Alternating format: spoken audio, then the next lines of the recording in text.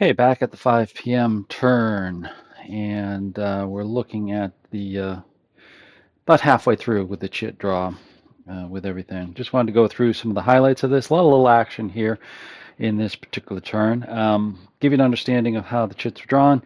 USA came out with the initiative, drew an artillery, or started with an artillery.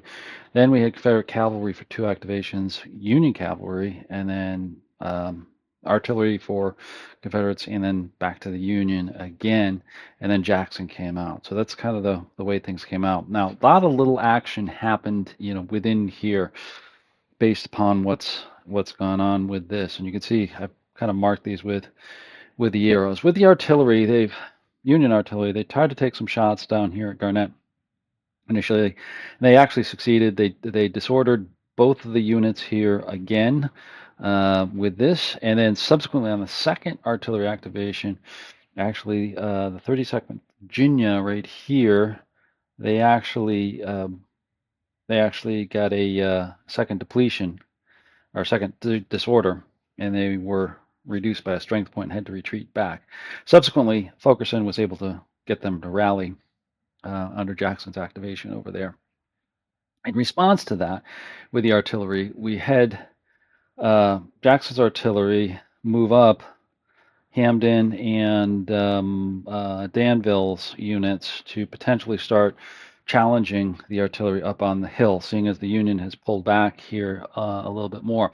And actually brings up another point, because the Augusta artillery over here took a shot at these Union troops and got a second disorder on them, and they had to take a step loss and retreat. So they moved back over there. So that's pushed them off. So it's really just Sullivan holding out over here, which part of the Jackson turn, a little bit of reshuffling here, because we've moved back the 5th Virginia. They were up here. They were not in a good position because they were only muskets and they really couldn't take shots.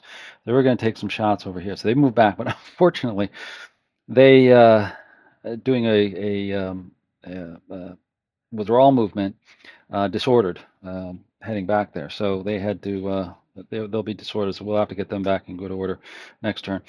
Garnett is focusing over here on the 8th Ohio, and let's actually take a look at that in a little bit closer detail here, because that's kind of interesting with what's going on over there. So yeah, there we are zoomed in.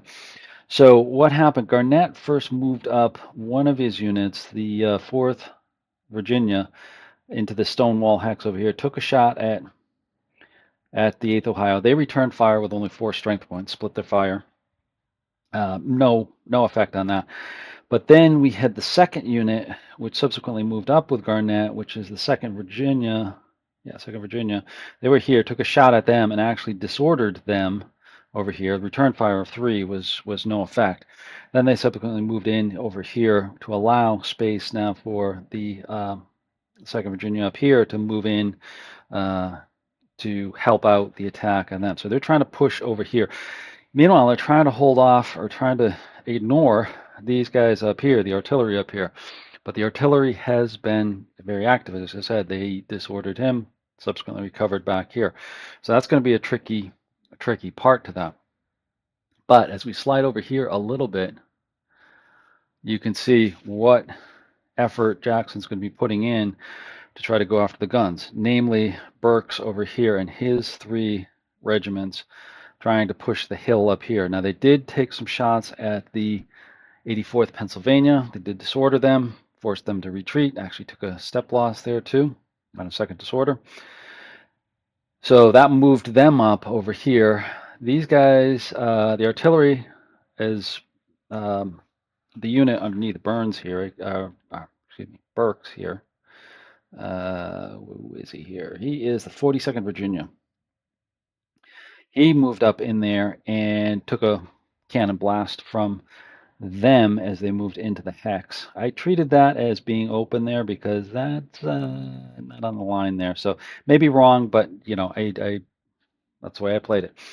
So anyways, they took a blast disordered over here.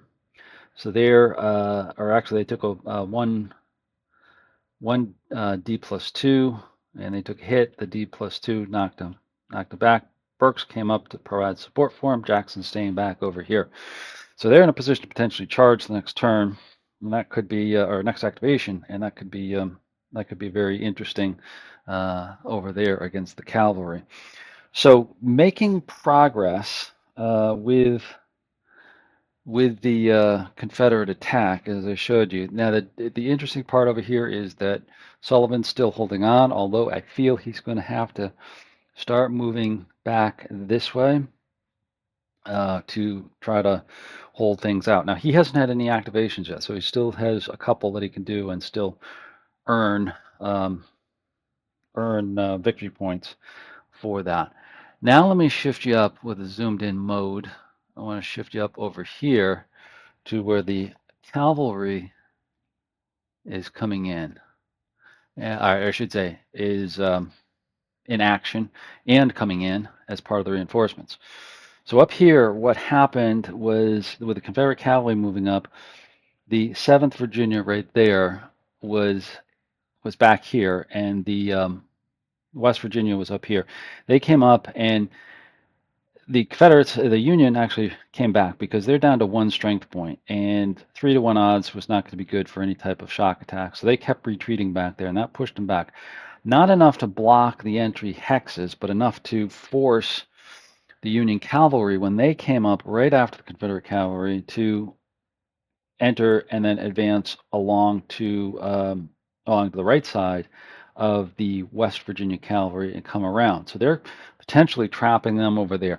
My feeling is they'll probably need to retreat back over here with Ashby's, and then maybe bring up the other smaller unit behind just to kind of hold them off over there. But I think there's going to be kind of a standoff between the cavalry over there. That will allow Tyler back here to potentially come on the board. It's going to be slow at first because he's bottled in here at in the first entry, but I think he can come down, and I think he's got 2 choices. He can come around this way, which I think is the first choice. He can follow the cavalry over, which I think is the second choice, because then he's going to get trapped behind the cavalry, and I'm not sure he can really swing down in here. I think it may be a better approach to come around the east side of Prichard Hill and then come over Prichard Hills like this once he can get in orders, because of course he's in orders right now, but he won't be in the next turn. So I would like to get him into attack so he can come over here and potentially counter Burke's attack over here and push back the cavalry and so forth. Meanwhile, Sullivan, as I said, will try to come up and support back on Prichard's Hill there. So that's about where we're at with the battle so far. I'll tip you back to see the whole thing here again, and give you an idea of how this is looking and where we're going. So let's just slide over there, and there we have it. So we're about halfway through 5 p.m. turn, and play some more chits and come back to you with other highlights. Thanks.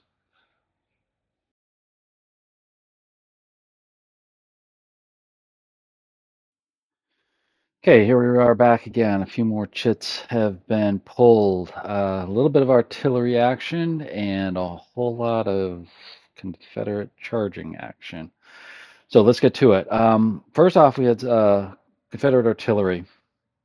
And as part of that, Rockbridge and the stack here with the Augusta kept firing at Kimball here with little to no effect over here. Biggest thing is that Danville and Hamden have shifted over here to provide support on the hill over here. But before that could happen, Confederates fired down and actually disordered several batteries, which had since recovered on a second Confederate activation. So part of Danville's back and part of Hamden is back. There's a couple of units still disordered there. But in the meantime, the bigger thing has been Jackson's attack with Burke's brigade has gone into the attack here. They were positioned just below the hill, right in here. And they have opened fire on both the Pennsylvania unit that was up here holding the Union right flank, as well as the artillery batteries that are up on the hill. Now, very gutsy move was having Burks move up the 1st Virginia Battalion as well as the 21st Virginia Battalion. And they moved in and shocked the guns right here. You can see that are abandoned. Those were the Parrott guns up here. They got overrun. They did get disrupted, and you see I just put another strength point loss for the post-shock adjustment there as well.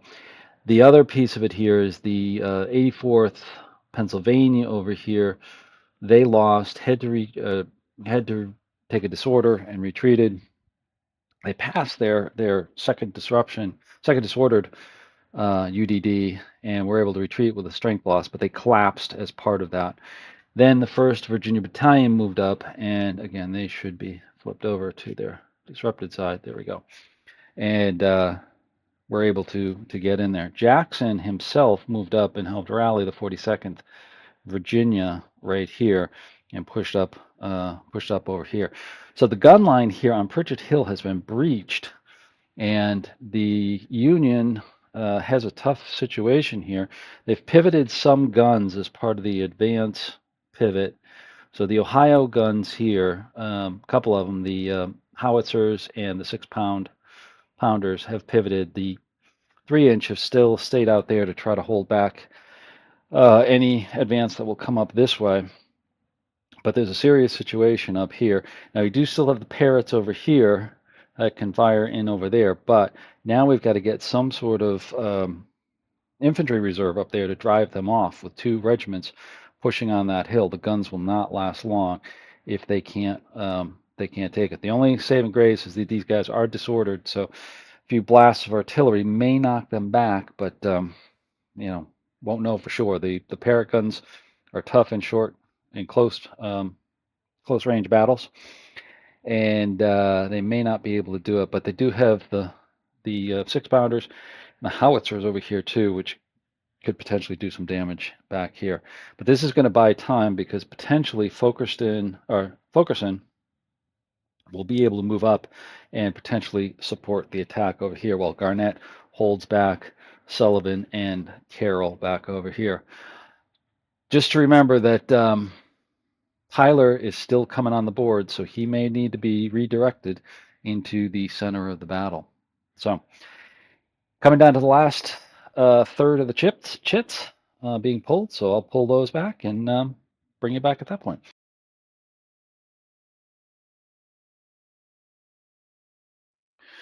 Okay, so here we're looking at what happened with Sullivan's activations over here.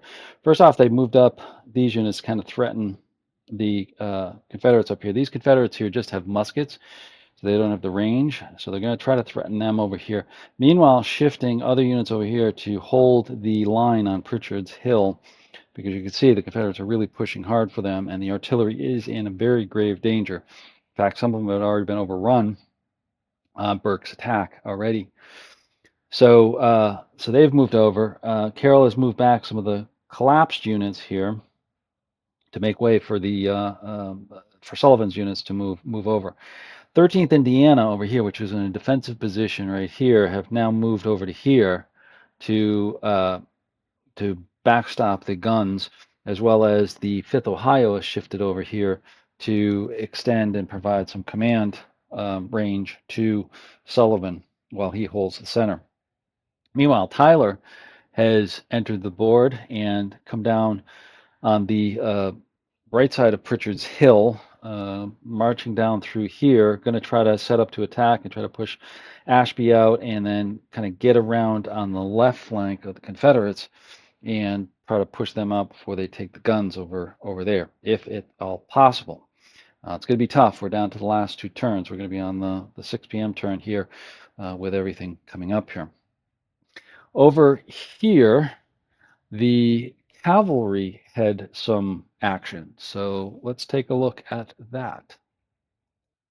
So what happened here was the cavalry tried to do brigade change. 1 out of the 3 units was able to change to attack.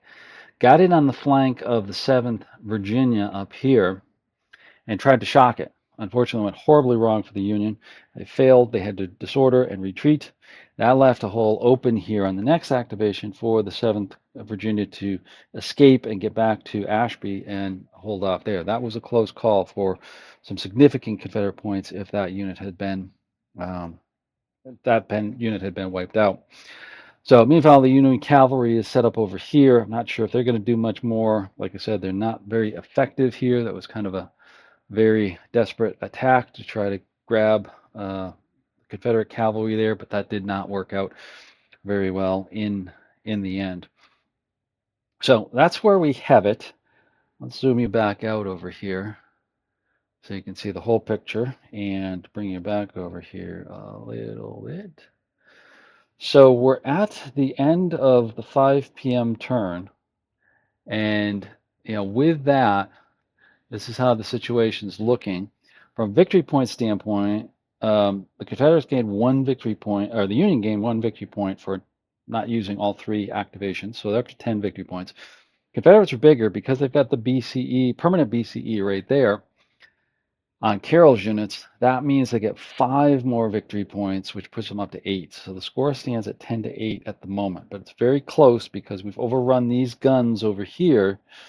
That's going to be 4 points if the Confederates can hold them and eventually eliminate them. They'll get the 4 points for those guns over there. But it's going to be a tough fight up on top of Prichard's Hill between Burks and Tyler and Sullivan, trying to come back, and the guns to see if they can hold off the action up there. So with that said, we come to the end of 5 p.m. turn, moving on to 6 p.m. turn. Hopefully you're liking this. And please subscribe if you haven't subscribed already, and leave a comment, like us, and follow us on the playlist on the channel, because there'll be a couple more turns to see what happens with this one. So thanks for watching.